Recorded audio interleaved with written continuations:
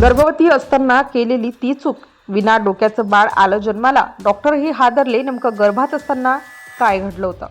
एका छोट्याशा गावात राहणार एक साधं कुटुंब. घरात आनंदाचं वातावरण. लग्नाला काही काळ झाला होता आणि अखेर घरात नव्या पाहुण्याच्या आगमनाची चाहूल लागली होती. कुटुंबातील प्रत्येक जण आनंदात होता. बाळासाठी स्वप्न रंगवली जात होती. कोणाला वाटलं नव्हतं की पुढे अशी वेळ येईल आणि हेच घर दुःखाने भरून जाईल. सुरुवातीचे काही दिवस सर्व काही अगदी सामान्य वाटत होतं. गर्भधारणा झाल्याचं समजल्यानंतर महिलेलाही कोणताही मोठा त्रास नव्हता. दिवस पुढे सरकत होते, पण या काळात एक गोष्ट मात्र वारंवार घडत होती. डॉक्टरांकडे जाणं पुढे ढकललं जात होतं. कधी वेळ नाही, कधी गरज नाही, तर घरच्यांनी सगळं ठीक आहे असं सांगितलं जातं. गावातल्या काही लोकांच्या सल्ल्यावर अधिक विश्वास ठेवला गेला. नियमित तपासण्या करण्याऐवजी पूर्वीही असंच व्हायचं अशा बोलण्याकडे लक्ष दिलं गेलं. या निर्णयाचं पुढे किती मोठं रूप धारण होणार आहे याची कल्पना कुणालाही नव्हती.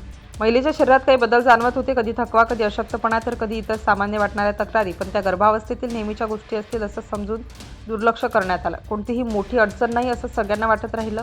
दिवस आठवड्यात बदलले आणि आठवडे महिन्यात, पण अजूनही आवश्यक त्या वैद्यकीय तपासण्या झाल्या नव्हत्या.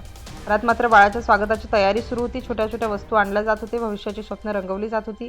प्रत्येकाला वाटत होतं की काही महिन्यांनी घरात छोटंसं बाळ खेळताना दिसेल. पण नियती काही वेगळंच लिहून ठेवत होती. कारण आईच्या पोटी वाढत असलेल्या त्या जीवामध्ये एक गंभीर समस्या शांतपणे वाढत होती आणि कोणाच्याही ते लक्षात येत नव्हतं. 6 महिन्यांचा काळ जवळ आला. अखेर तपासणी करण्याचा निर्णय आला. महिला डॉक्टरांकडे पोहोचली. नियमित सोनोग्राफीसाठी तिला आत पाठवण्यात आलं. सुरुवातीला सर्व काही नेहमीसारखं सुरू होतं, पण काही क्षणांनी डॉक्टरांच्या चेहऱ्यावरचे भाव बदलू लागले. स्क्रीनकडे वारंवार पाहिलं जात होतं. खोलीत अचानक गंभीर शांतता पसरली.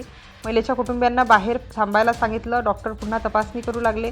एकदा नाही, दोनदा नाही, तर अनेक वेळा चित्र तपासलं गेलं. काहीतरी अत्यंत गंभीर असल्याचं स्पष्ट होत होतं, पण नेमकं काय हे अजूनही कुणालाही सांगितलं जात नव्हतं. बाहेर उभ्या असलेल्या नातेवाईकांची धडधड वाढत होती.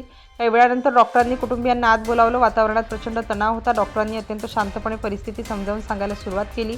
सुरुवातीला कुणालाच त्या शब्दांचा अर्थ समजत नव्हता, पण पुढच्याच क्षणी जे ऐकायला मिळालं त्याने सर्वांच्या पायाखालची जमीन सरकली. डॉक्टरांनी सांगितलं की गर्भातील बाळाच्या डोक्याचा महत्त्वाचा भाग आणि मेंदूचा योग्य विकास झालेला दिसत नाही. ही अत्यंत गंभीर जन्मजात विकृती असल्याचं त्यांनी स्पष्ट केलं. हे ऐकताच आईला धक्का बसला. कुटुंबातील सदस्यही शून्य झाले. काही क्षणांसाठी कोणाच्याही तोंडातून शब्द फुटत नव्हते. या आईच्या डोळ्यासमोर फक्त एकच प्रश्न होता, हे असं का झालं? माझ्याकडून काय चूक झाली? घरच्यांनीही स्वतःची चूक जाणवू लागली. वेळेवर तपासण्या झाल्या असत्या तर डॉक्टरांकडे आधी गेलो असतो, तर हे प्रश्न प्रत्येकाच्या मनात घोंगावत होते. डॉक्टरांनी पुढे या स्थितीबद्दल अधिक माहिती दिली. त्यांनी सांगितलं की या गंभीर जन्मजात विकाराला वैद्यकीय भाषेत अनेन्सेफली असं म्हणतात. या अवस्थेतील गर्भातील बाळाचा मेंदू आणि कवटीचा वरचा भाग पूर्णपणे विकसित होत नाही. दुर्दैवाने अशा स्थितीत बहुतांश बाळांचं जगणं शक्य होत नाही किंवा जन्मानंतर फार कमी वेळ ते जिवंत राहू शकतात. यावेळी डॉक्टरांनी एक महत्त्वाची बाब अधोरेखित केली. त्यांनी स्पष्ट केलं की प्रत्येक अनेन्सेफलीचे कारण एकच नसते. अनेक कारणांचा एकत्रित परिणाम असू शकतो. मात्र गर्भधारणेच्या सुरुवातीच्या काळात फॉलिक ॲसिडची कमतरता हा त्यातील एक महत्त्वाचा जोखीम घटक मानला जातो. म्हणूनच सुरुवातीपासून योग्य वैद्यकीय मार्गदर्शन आवश्यक असतं. कुटुंबाला आता स्वतःच्या निर्णयांची आठवण होऊ लागली. डॉक्टरांकडे जाणं पुढे ढकलणं, नियमित तपासण्या टाळणं आणि आवश्यक औषधांकडे दुर्लक्ष करणं किती महागात पडलं याची जाणीव त्यांना होत होती. मात्र त्या टप्प्यावर परिस्थिती बदलणं शक्य नव्हतं. डॉक्टरांनी सांगितलं की गर्भधारणा झाल्यानंतर सुरुवातीच्या आठवड्यामध्ये फॉलिक ॲसिड घेण्याचा सल्ला दिला जातो, कारण त्याचा संबंध बाळाच्या मेंदू आणि पाठीच्या कण्याच्या सुरुवातीच्या विकासाशी असतो. त्यामुळे डॉक्टरांचा सल्ला न घेता औषधं बंद करणं किंवा तपासण्या टाळणं धोकादायक ठरू शकतं.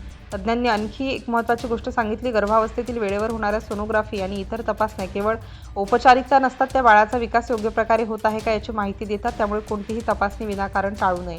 या घटनेनंतर त्या कुटुंबाने स्वतःची चूक मान्य केली. त्यांनी इतरांनाही एकच संदेश दिला: गर्भधारणेदरम्यान कोणत्याही अफवांवर किंवा घरगुती सल्ल्यांवर अवलंबून राहू नका. प्रत्येक निर्णय डॉक्टरांच्या मार्गदर्शनाखालीच घ्या. आजही ही घटना अनेकांना विचार करायला भाग पाडते, कारण सुरुवातीला सर्व काही सामान्य वाटत असतानाही गर्भात गंभीर समस्या निर्माण होऊ शकते. म्हणूनच प्रत्येक तपासणी, प्रत्येक औषध आणि प्रत्येक वैद्यकीय सल्ला महत्त्वाचा असतो. लक्षात ठेवा, प्रत्येक गर्भधारणा वेगळी असते. एका व्यक्तीचा अनुभव दुसऱ्याला लागूच होईल असं नाही. त्यामुळे इंटरनेट, नातेवाईक किंवा शेजाऱ्यांच्या सल्ल्यापेक्षा आपल्या स्त्रीरोग तज्ज्ञांचा सल्ला नेहमी प्राधान्याने घ्यावा. ही घटना भीती निर्माण करण्यासाठी नाही, तर जागरूकता वाढवण्यासाठी आहे. वेळेवर डॉक्टरांकडे जाणं, फॉलिक ॲसिडसह आवश्यक औषध डॉक्टरांच्या सल्ल्यानं घेणं, संतुलित आहार आणि नियमित तपासण्या करणं यामुळे अनेक गंभीर जोखीम कमी करता येऊ शकतात. एका छोट्याशा दुर्लक्षामुळे एका कुटुंबाचं आयुष्य कायमचं बदलून गेलं. त्यामुळे प्रत्येक होणाऱ्या आईवडिलांनी हा धडा लक्षात ठेवावा. गर्भावस्थेत कोणताही निर्णय स्वतःहून घेऊ नका. डॉक्टरांच्या सल्ल्याचं पालन करा, कारण योग्य वेळी घेतलेली काळजी अनेकदा एका नव्या जीवाचं भविष्य सुरक्षित करू शकते.